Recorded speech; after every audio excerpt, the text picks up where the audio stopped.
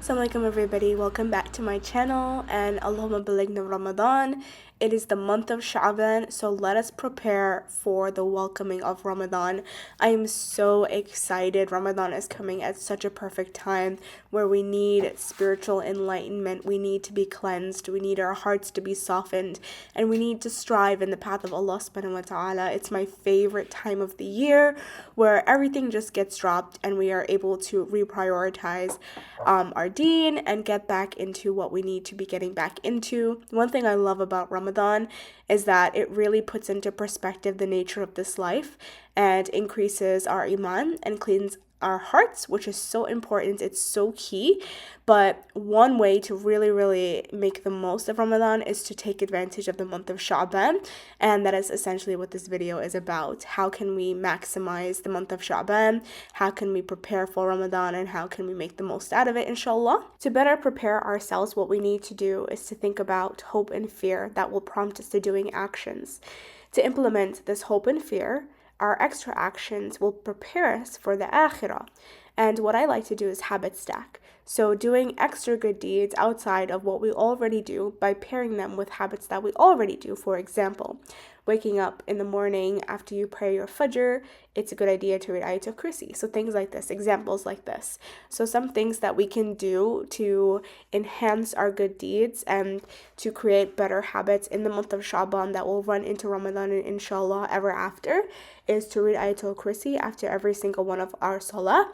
The Prophet ﷺ said that whoever reads Ayatul Kursi after each salah, there's nothing standing between him and Jannah except death. So it's really important that we get into this habit. Additionally, praying salah in the masjid if we're able to at least once, decor after salah, reading Quran daily, whether it's 1 to 2 pages, praying your salah duha, morning and evening du'as, and giving in sadaqah. These are just some examples to think about and how you can implement it on the daily basis or the weekly basis until it becomes such a great habit that you're looking for more opportunities to increase as you get better at implementing this, inshallah. One of my favorite things to do before the month of Ramadan is to listen to lectures. Here's a reminder on death. I wanted to create a human being who is a servant of Allah subhanahu wa ta'ala. And you must in the beginning, you must in the beginning free yourself of the dunya so that you don't become a slave of it.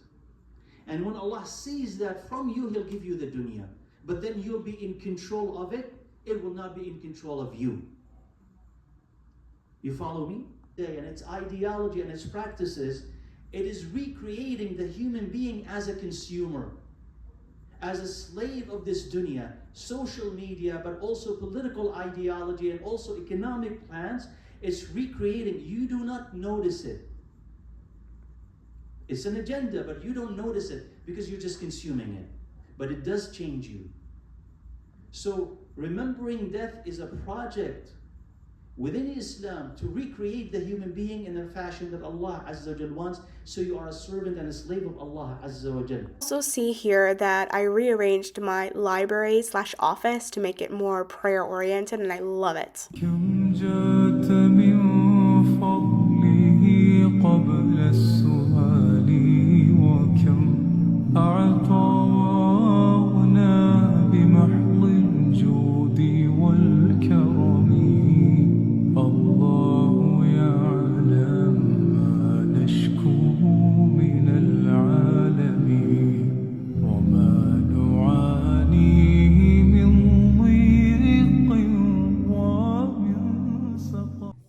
To spend some time to share chapter 159 from Captured Thoughts by Ibn al-Jawzi.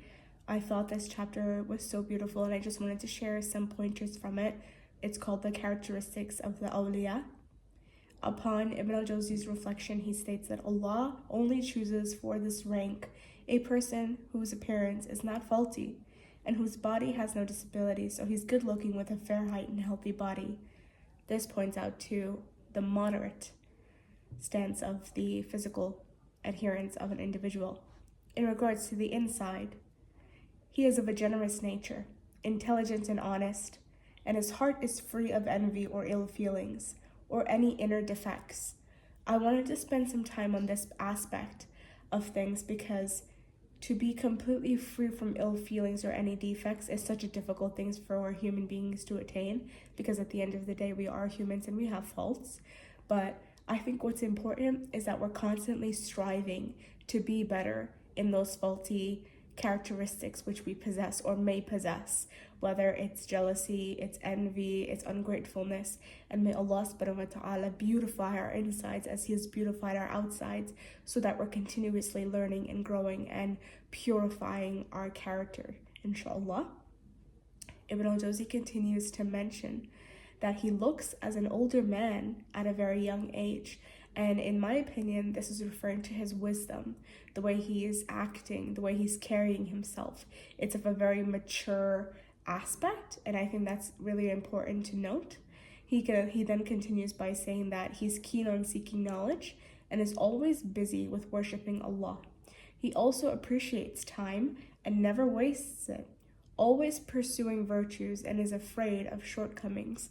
And this is so important because we're in a society, we're in a time right now where we're constantly wasting time. We're constantly looking for ways to get rid of our responsibilities and just relax, or just spend time having downtime, not doing, productive things. It's just such a consumer environment and society that we don't realize how easily we fall into this trap of striving in the path of Allah subhanahu wa ta'ala and always pursuing righteous actions and higher virtues, because that is our goal and that is the mission that we should be striving to accomplish, inshallah.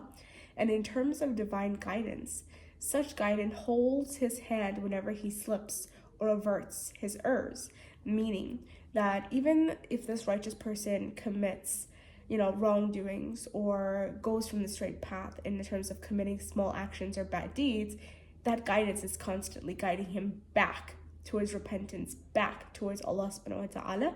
And this really points out that he's human at the end of the day. This awliya is human, so he may commit errors, and that's fine, because that's what we're created to do, to slip up and then to turn back to Allah subhanahu wa ta'ala. But the key here is to turn back to Allah subhanahu wa ta'ala.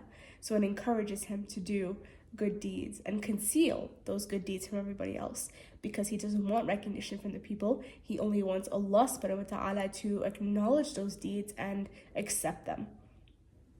Further, Ibn al-Jawzi states that the sign of indicating perfection of a person who combines knowledge and worship is that this person will be totally devoted and dedicated to the worship of Allah subhanahu wa ta'ala. May He make us amongst those. Now, it's really important that we talk about the 2025 Ramadan prep, and I prepared some notes here that I'm so excited to share. And these are just some reflections on the month of Sha'ban in preparation for Ramadan, inshallah. So number one, it's really important that we're viewing the world in the lens of the akhirah. Really boils down to intention. What is it that we want our hearts to be a part of? These things are the reasons or the causes in which our ranks will be raised, inshallah. We're not stopped by the circumstances or by our situation, because the desire that is in our hearts, desire an opportunity so bad that we must have that opportunity to please Allah subhanahu wa ta'ala. He did not need, or we did not need that situation to make these things happen, to know the truthfulness of our hearts, because we want Allah subhanahu wa ta'ala's pleasure and forgiveness so much, we create those opportunities ourselves. How many people plan to be witnessing the next Ramadan, and so many passed away before they were able to reach the next Ramadan. Not even thinking about the next Ramadan, many people will not live to see the next hour or tomorrow. And it's so important that we have the correct intentions, that we have the correct genuine goals that are pleasing to Allah subhanahu wa ta'ala because of this fact, because Allah subhanahu wa ta'ala is the most merciful. He accepts the slave's sincere intention. Actions are by intentions, and subhanAllah, out of His mercy, He will accept our deeds based on that intention, even if we did not do the action itself for whatever reason. As long as we have that sincere intention, Allah subhanahu wa ta'ala will accept that deed. And subhanAllah, it's such a beautiful thing that we understand this. We understand the mercy and the love and the compassion of Allah subhanahu wa ta'ala towards His slaves, and that we're striving to work really, really hard in His path to be pleasing towards Him, inshallah. May Allah make us amongst the righteous. So many planned to be here the next Ramadan. They left behind mushafs. Now for the righteous who pick up those mushafs and read it, those mushafs will be crying because they miss those people who used to read it, turn the pages. Their sajda places will yearn for them. It misses the righteous. May Allah make us amongst them. Don't we want to be in that situation? Of course we do. But we're not guaranteed tomorrow. We're not guaranteed the next Ramadan. The Sahabas would read a khatam of the Quran a day, sometimes twice a day. We should at least have the goal to finish the khatam at least once in Ramadan, if not more. And we should strive and make lofty intentions to accomplish this Ramadan, because again, actions are by intentions. The homes, which were once filled with darkness, will be filled with light, inshallah, in Ramadan. And that is the barakah which Ramadan brings, with the good deeds, with the Quran recitations, with family gatherings, fasting, etc. When it comes to preparing for Ramadan, I really think it's important to make sure that we have designated areas in the home where we will do designated things. And this is just another aspect of habit stacking, but in a different way. It's like categorizing your location. So I transformed the office slash library into a prayer room, which I absolutely love. It is strictly just for Ramadan because my husband and I usually pray in the living room, but I thought this was such a cozy space that, we're so excited to spend time in and just read Quran in our prayer mats, pray Tarawih there. So we're really looking forward to that. And I think that was such a beautiful thing we've done. And, just a cozy, cute space. We're looking forward to going, sitting, and just dedicating to the worship and remembrance of Allah subhanahu wa ta'ala. So that's great. Also taking an audit of yourself. What are some bad habits or deeds that you've been doing that you've made a habit that you want to cut out? Make sure that you utilize the month of Sha'ban. Just start eliminating those habits so that you can enter Ramadan in a better place, so that you can really focus on your worship and you cut the bad habits and you're just looking to replace those with good habits, but also implement better deeds and thoughts and, way of living in life. Into that, what are some good deeds that you want to be doing? Whether it's giving sadaqah every day or every week, whether it's going to the masjid for all prayers if that's possible, if not, maybe just once a day. And then if that becomes a habit, adding another salah, maybe Fajr and Isha at the masjid. Those are good deeds to think about implementing, especially in the month of Ramadan. That will continue to be a habit onwards, inshallah. Other than that, reading Quran, since we're aiming, inshallah, to finish a khatam this Ramadan, maybe even 2 khatams, but let's start with 1, inshallah. What is a quantifiable amount that's reasonable to continue after Ramadan? Maybe it's half a page, maybe it's 1 page, maybe it's 1 juz, if that's something that you are able to do every day outside of Ramadan. But do not underestimate or do not belittle just reading 1 ayah, even half a page, or even 1 juz, whatever the case is. The best of actions are those that are small but consistent. So make sure that it's something that's sizable, that you're able to be consistent upon, no matter what the circumstances are, inshallah. Just some ideas on things to think about, good deeds to implement that are consistent, that are small, implementing qiyam, implementing tahajjud after Ramadan, inshallah. These are all great things to think about and try to implement and increase and just be consistent upon, inshallah. This key aspect of things is to think about not only the bad deeds we want to cut off, the good deeds that we want to do, but the characteristics we want to eliminate within ourselves, and also characteristics that we want to embody, whether it's more patience, whether it's more of being a kind person, a charitable person. Take into audit, what are your bad characteristics that you want to get rid of? Is it lying? Maybe stop lying and think about, okay, every time I lie, I'm going to give $15 in charity, which will be a great way of reconciling yourself and curbing that bad habit, but also finding a better way. You're doing a good deed, because good deeds erase bad deeds. Those are just some things to think about, inshallah. I hope they're helpful tips. Now I'm going to give you guys a tour of the prayer room.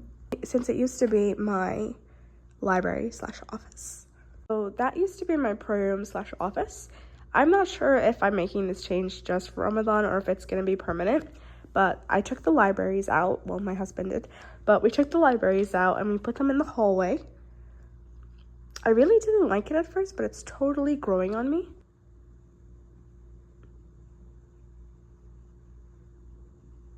Super cute. We enter the new prayer area. What I really love is that we have that little table which will hold our Qur'ans. We've got this picture in the direction of the Qibla, which is absolutely stunning. I'll give you guys a close-up on that. Then we have our prayer mats laid out, a chair for if we get tired of sitting on the floor when we're reading Quran, inshallah.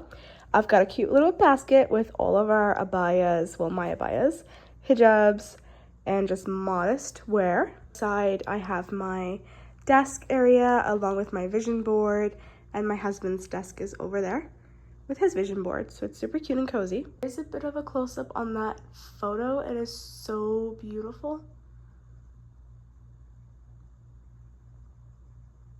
So yeah, this is in the corner of our prayer section, and I couldn't have picked a better photo. Super cozy.